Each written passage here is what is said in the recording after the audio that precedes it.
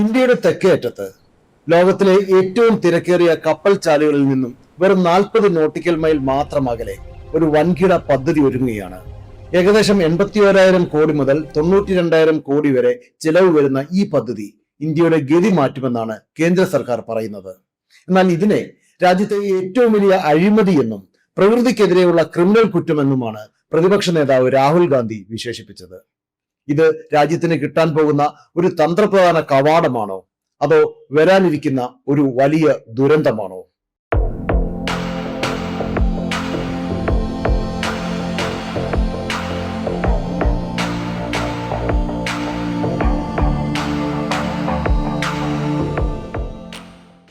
നമ്മൾ സംസാരിക്കുന്നത് ഗ്രേറ്റ് നിക്കോബാർ ദ്വീപിനെ കുറിച്ചാണ്.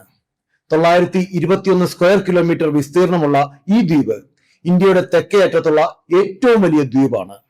ലോക വ്യാപാരത്തിന്റെ 35% കടന്നുപോകുന്ന മലാക്ക കടലിടുക്കിന്റെ തൊട്ടടുത്താണിത്. ആയിരക്കണക്കിന് വർഷങ്ങളായി പുറം ലോകവുമായി കാര്യമായ ബന്ധമില്ലാതെ കഴിയുന്ന ഷോംപെയിൻ നിക്കോബാറിസ് ഗോത്ര വിഭാഗങ്ങളുടെ വീടാണ് ഈ ദ്വീപ്.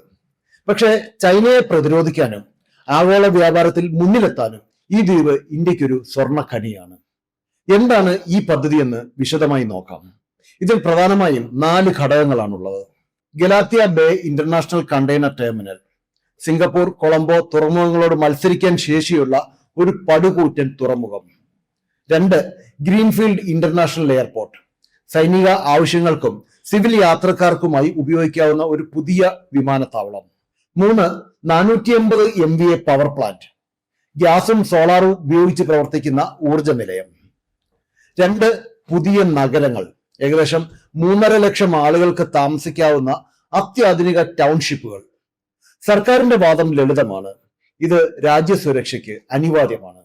ദ്വീപിലെ ആകെ വനഭൂമിയുടെ വെറും 1.82% മാത്രമേ ഇതിനായി ഉപയോഗിക്കുന്നുള്ളൂ എന്നും സർക്കാർ അവകാശപ്പെടുന്നു. എന്നാൽ രാഹുൽ ഗാന്ധിയുടെ സന്ദർശനത്തിന് പിന്നാലെ ഈ പദ്ധതി വലിയ വിവാദമായി. വികസനത്തിന്റെ ഭാഷയിൽ പൊതിഞ്ഞ നാശം എന്നാണ് അദ്ദേഹം ഇതിനെ വിളിച്ചത്. ഏകദേശം 10 ലക്ഷത്തോളം മരങ്ങൾ മുറിച്ചു മാറ്റേണ്ടതായി വരുമെന്നും ഇത് ഷോംപെയിൻ ഗോത്രവിഭാഗങ്ങളുടെ വംശനാശത്തിന് കാരണമാവുമെന്നും പരിസ്ഥിതി പ്രവർത്തകർ മുന്നറിയിപ്പ് നൽകുന്നു. മറ്റൊരു പ്രധാന അപകടം 2004 സുനാമിക്ക് കാരണമായ അതേ ഭൂകമ്പ മേഖലയിലാണ് ഈ ദ്വീപ് സ്ഥിതി ചെയ്യുന്നത് എന്നതാണ്.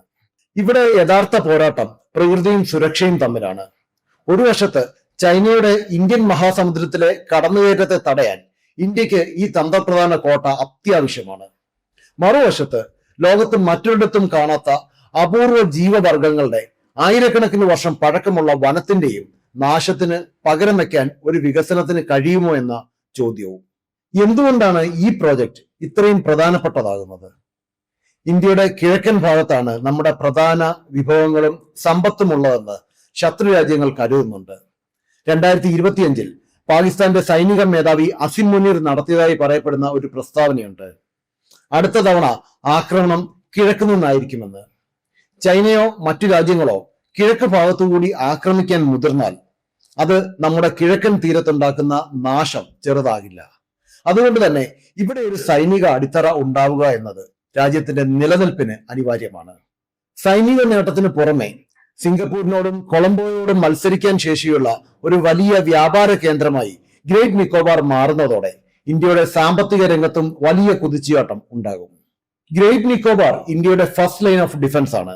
ഇന്ത്യൻ മഹാസമുദ്രത്തിലെ സുരക്ഷ ഉറപ്പാക്കാൻ ഇന്ത്യക്ക് ഇവിടെ ഒരു ശക്തമായ സാന്നിധ്യം ആവശ്യമാണ്. എന്നാൽ ഒരു ഭൂകമ്പമോ സുനാമിയോ ഉണ്ടായാൽ നമ്മൾ കെട്ടിപ്പടുക്കുന്ന ഈ ആയിരക്കണക്കിന് കോടികളുടെ പദ്ധതികൾ ഒരു വലിയ ബാധ്യതയായി മാറിയേക്കാം. നാഷണൽ ഗ്രീൻ ട്രൈബ്യൂണൽ ഈ പദ്ധതിക്ക് അനുമതി നൽകിയിട്ടുണ്ടെങ്കിലും ചർച്ചകൾ അവസാനിച്ചിട്ടില്ല. നമ്മുടെ അതിർത്തികൾ സംരക്ഷിക്കാൻ പ്രകൃതിയെ ബലി കൊടുക്കുന്നത് ശരിയാണോ? വികസനം വേണം, പക്ഷെ അത് ആർക്കു വേണ്ടിയാവണം? നിങ്ങളുടെ അഭിപ്രായം താഴെ കമന്റ് ചെയ്യുക. ഈ വീഡിയോ ഷെയർ ചെയ്യാൻ മറക്കരുത്.